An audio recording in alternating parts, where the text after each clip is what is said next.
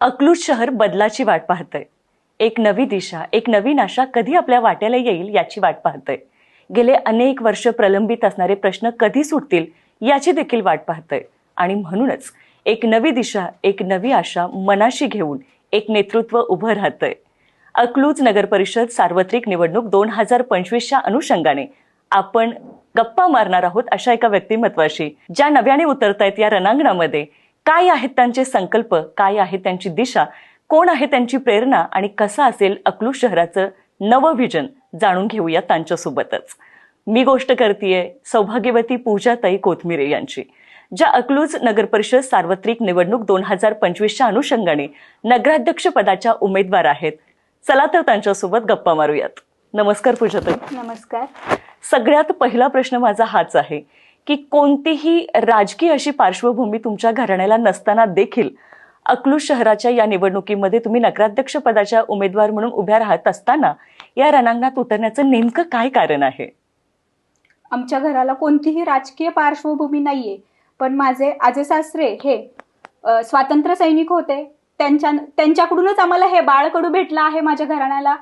माझे सासरे हे क्लास 1 ऑफिसर म्हणून रिटायर झालेले आहेत. त्यांनी शासकीय सेवा करताना जे आम्ही जवळून बघितली आहे की त्यांनी जनसेवा कशी केली, त्याच्यामुळं मी हे धाडस केलं की आपणही लोकांसाठी काहीतरी सेवा करावी, अकलूजचा काहीतरी विकास करावा, म्हणून मी राजकारणात आली आहे. क्या बात आहे.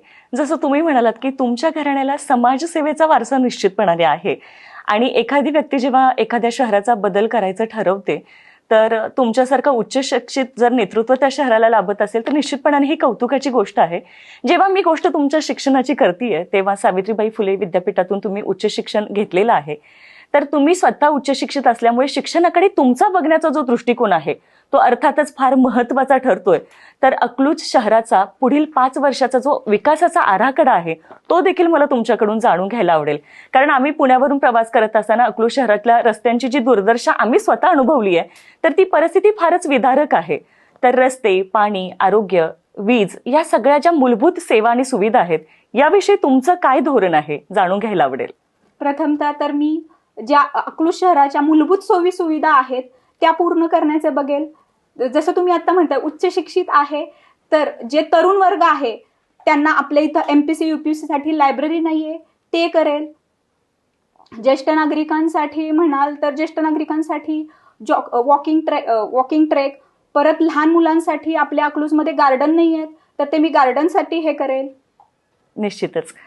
ताई, जसं तुम्ही म्हणालात की स्वतः तुमच्या घरात 2 क्लास 1 अधिकारी राहिल्यामुळे प्रशासकीय सेवा किती उच्च दर्जाची आहे हे तुम्ही जवळून पाहिलेलं आहे. त्यामुळे इथे जर तुम्ही स्पर्धा परीक्षेसाठी परीक्षा देणाऱ्या मुलांसाठी जर अभ्यास केंद्र उभारलीत तर निश्चित ती कौतुकाची गोष्ट आहेच. पण ज्येष्ठ नागरिकांसाठी विरंगुळा केंद्र उभारणार आहात तुम्ही, असं मी तुमच्या जाहीरनाम्यातून वाचलं.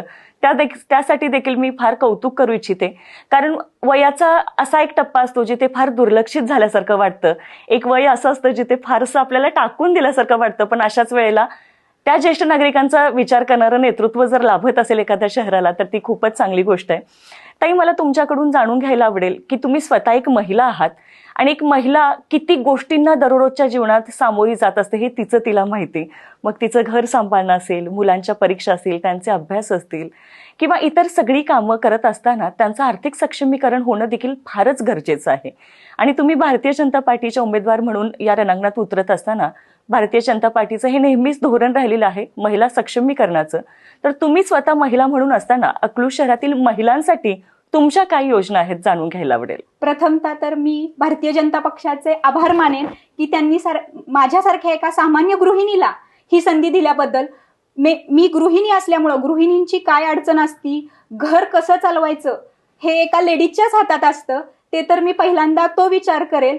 आणि बचत गटाच्या माध्यमातून महिलांसाठी ज्या कार्यशाळा असतात, कार्यशाळा घेऊन महिलांना तर पुढे नेईलच, पण त्यांनी जे उत्पादन केलेलं आहे त्याला बाजारपेठ कशी भेटेल ह्याच्यासाठी पण मी खूप प्रयत्न करेन. क्या बात आहे. मला वाटतं हाच एक उच्च शिक्षित असलेल्या उमेदवाराचा अनुभव आहे की ती फक्त ती निर्मिती नाही झाली पाहिजे तर त्याला बाजारपेठ देखील उपलब्ध झाली पाहिजे. ताई, राजकारण हे तुमच्या घराण्याला लाभलेलं नसताना देखील कोणती पार्श्वभूमी किंवा इतिहास तुमच्या घराला नसताना देखील राजकारणात तुम्हाला यावंसं वाटलं, बदल करावासा वाटला, एक नवी दिशा शहराला द्यावीशी वाटली, या पाठीमागे प्रेरणा कोणाची लाभली आहे?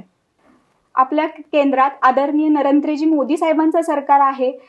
त्यांनी महिला सक्षमीकरणासाठी जो प्रयत्न करतायत त्या आपल्यापर्यंत योजना पोहोचत नाहीयेत.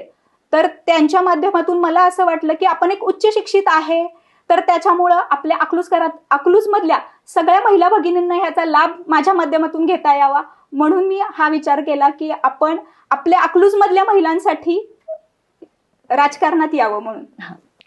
ताई, मला तुम्हाला विचारायला आवडेल की घराण्याला तुमच्या कोणतीही राजकीय पार्श्वभूमी तशी नसताना देखील तुम्हाला राजकारणात प्रवेश का करावासा वाटला? कोण आहे तुमची प्रेरणा ज्याच्यामुळे तुम्ही या निवडणुकीच्या रणांगणात उतरत आहात? आपल्या केंद्रात आदरणीय नरेंद्रजी मोदी साहेबांचं सरकार आहे. परत राज्यात आदरणीय देवेंद्र फडणवीस साहेबांचं सरकार आहे. त्यांनी आपल्या महिला सक्षमीकरणासाठी ज्या ज्या योजना आणल्या त्या योजना माझ्या माध्यमातून आपल्या अकलूजमधल्या भगिनींना भेटाव्या.